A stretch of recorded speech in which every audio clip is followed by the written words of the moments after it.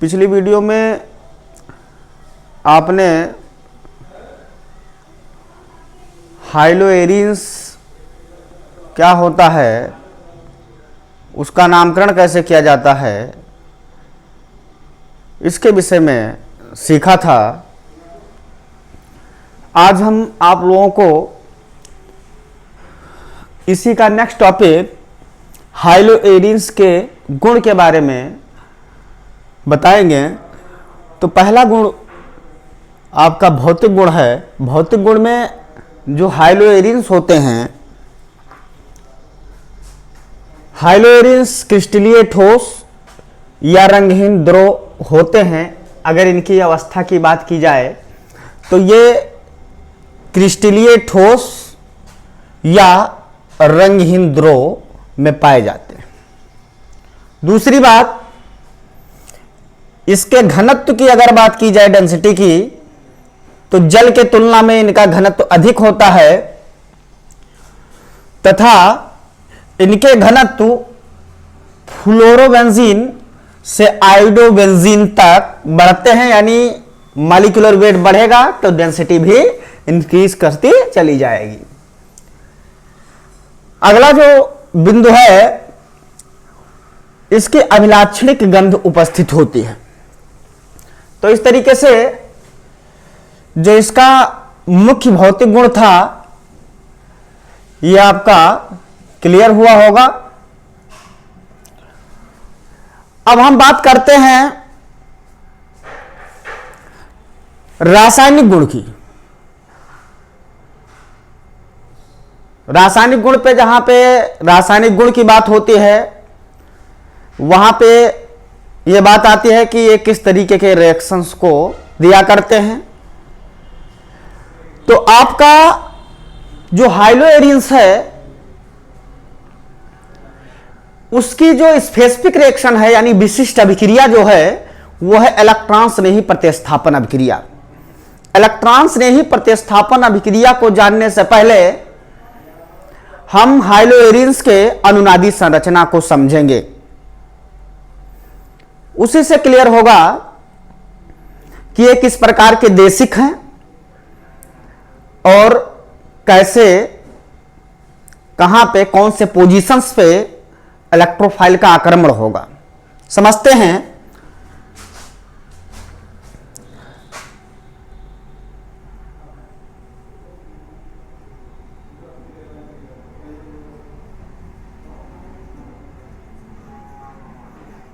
हाइलोएरिन्स के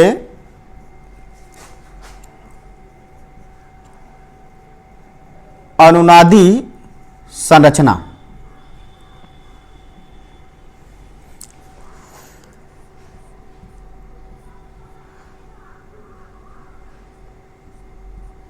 यह आपका यहां पे एक्स ले लिया गया, यहां पे लोन पेयर इलेक्ट्रॉन्स, यह आपका लोन पेयर इलेक्ट्रॉन्स डीलोकलाइज होगा, इसको क्या करेगा, प्रतिकर्षित करेगा। तो ये इलेक्ट्रॉन्स यहां पे पुश होगा, तो यहां पे इलेक्ट्रॉन्स इसको पुश करेगा तो यहां पे नेगेटिव चार्ज आएगा, ये इधर जा रहा है इसलिए यहां पे पॉजिटिव। इसका लोन पेयर इलेक्ट्रॉन्स इसके साथ मिलेगा और यहां पे डबल बॉन्ड का फॉर्मेशन होगा। हाइड्रोजन पे पॉजिटिव आएगा, इस पे नेगेटिव, यहां पे डबल बॉन्ड, यहां पे डबल बॉन्ड। अगला जो स्ट्रक्चर बनेगा ये इधर डीलोकलाइज होगा, इसको इधर पुश करेगा तो यहां पे डबल बॉन्ड आएगा, यहां पे नेगेटिव चार्ज, यहां पे डबल बॉन्ड एक्स पॉजिटिव। ये इधर जाएगा तो इसको इधर पुश करेगा। तो अगला जो संरचना बनेगा वो आपका बनेगा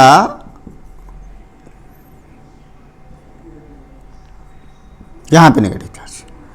नेक्स्ट जो बनेगा ये इधर जाएगा तो वही पहले संरचना प्राप्त होगी, बट यहां पे बॉन्ड की जो व्यवस्था होगी उसमें परिवर्तन हो जाएगा। अगला जो हम रेजोनेंस हाइब्रिड बनेगा वो आपका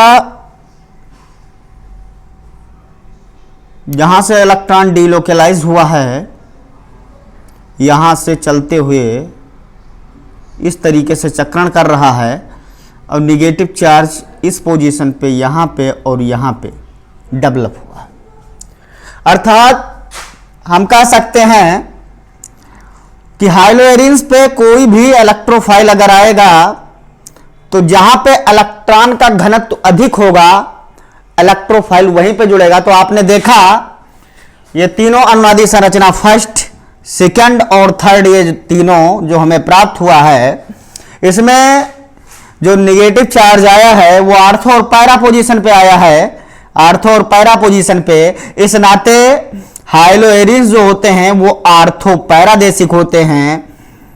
हमेशा इनकी जो इलेक्ट्रॉन्स नहीं प्रतिस्थापन अभिक्रिया होती है वो आर्थो पैरा पे संपन्न होती है। वही एक रिएक्टिव यानी क्रियाशील स्थान है। इलेक्ट्रोफाइल जाएगा तो जहां पे इलेक्ट्रॉन डेंसिटी अधिक होगी वहीं पे जुड़ेगा। इस तरीके से अनुनादी संरचना ही व्याख्यान करता है आर्थो पैरादेशिक होने का कारण, यही दर्शाता है, इसका व्याख्यान यही कर रहा है। इस तरीके से हम समझते हैं कुछ रिएक्शंस को। तो पहले हम जानेंगे कि इलेक्ट्रॉन्स ने ही प्रतिस्थापन अभिक्रिया क्या है। इसको रेस किया जा रहा है।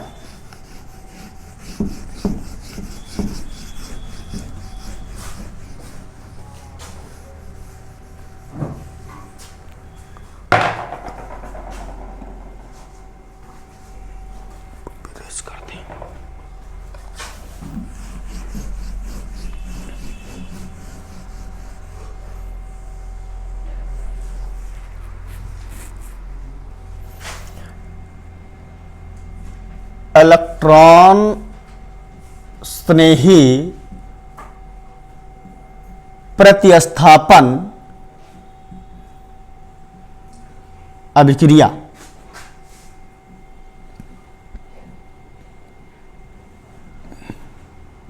इलेक्ट्रोफिलिक सब्स्टिट्यूशन रिएक्शन इंग्लिश में से कहेंगे।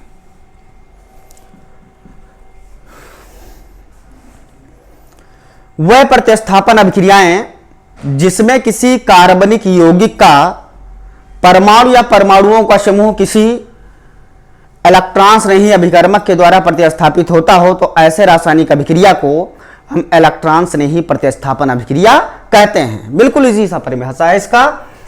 उदाहरण तौर पे अगर देखा जाए तो इसके 5 मुख्य उदाहरण हैं। पहली जो रिएक्शंस है वो है हाइलोजनेशन।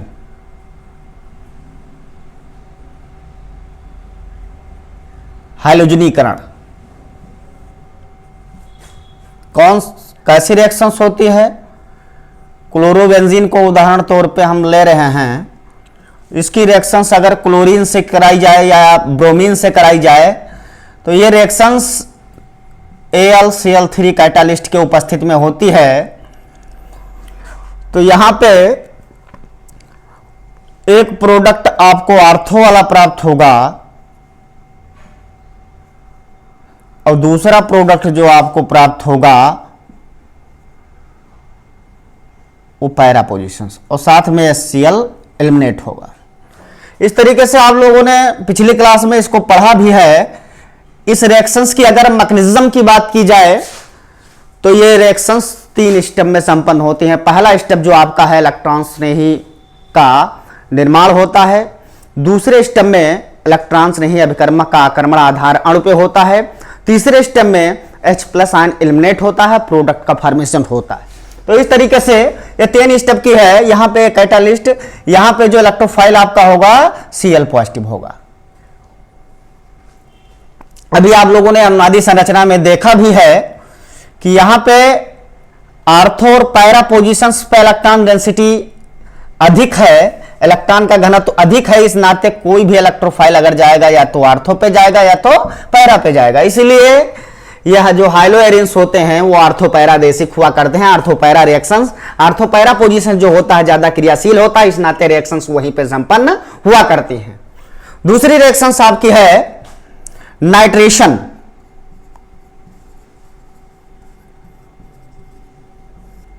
नाइट्रेशन रिएक्शंस, यह आपका क्लोरोबेंजीन रहा, HNO3 प्रेजेंस ऑफ H2SO4। तो यहां पे नाइट्रीकरण अभिक्रिया में एक NO2 ग्रुप आर्थो पे जुड़ेगा, दूसरा पैरा पोजीशन पे 2 प्रकार के उत्पाद यहां पे हमें प्राप्त होंगे और साथ में H2O निकला करता है। यहां पे NO2 पॉजिटिव इलेक्ट्रोफाइल हुआ करता है। सल्फ्यूरिक अम्ल आपका कैटालिस्ट का कार्य करता है, जैसे लिया जाएगा, ये सिर्फ इलेक्ट्रोफाइल फॉर्मेशन में पार्टिसिपेट करता है। अभिक्रिया के अंत में जैसे लिया जाता है वैसे ही निकल जाता है। अगला है सल्फोनेशन, सल्फोनीकरण। सल्फोनेशन रिएक्शन जो आपकी है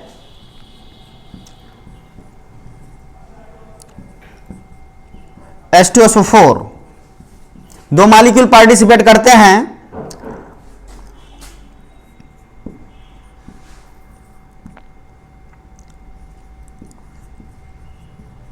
एक आर्थो पे सल्फोनिक ग्रुप, एक पैरा पोजीशन पे, साथ में H2O।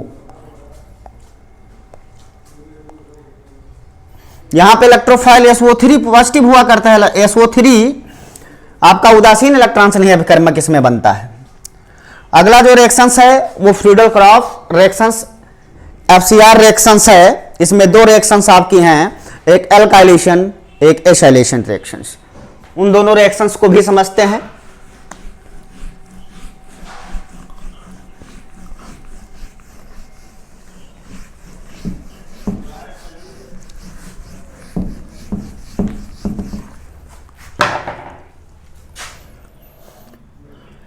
FCR फ्रीडल क्रॉफ रिएक्शंस, इसमें आपकी पहली रिएक्शंस है एल्काइलेशन। एल्काइलेशन रिएक्शंस आपका हाइलोएरिन्स, इसके साथ एल्किल हाइलाइड AlCl3, तो एल्किल ग्रुप का यहां पे कार्बोकैटायंस इलेक्ट्रोफाइल हुआ करता है।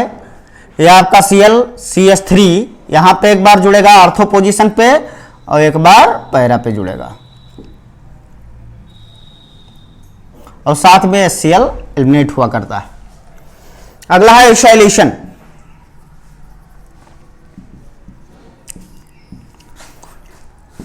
यह आपका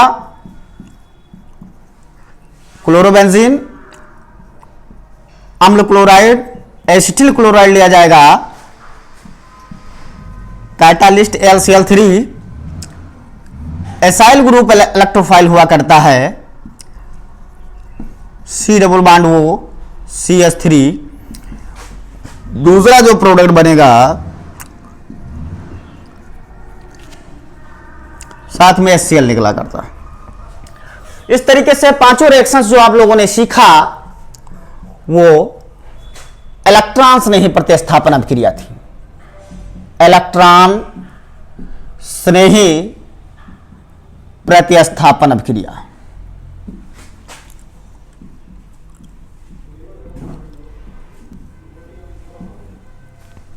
समझ में आया होगा। अगला जो बिंदु है वो नेक्स्ट वीडियो में आपको प्रोवाइड किया जाएगा। धन्यवाद।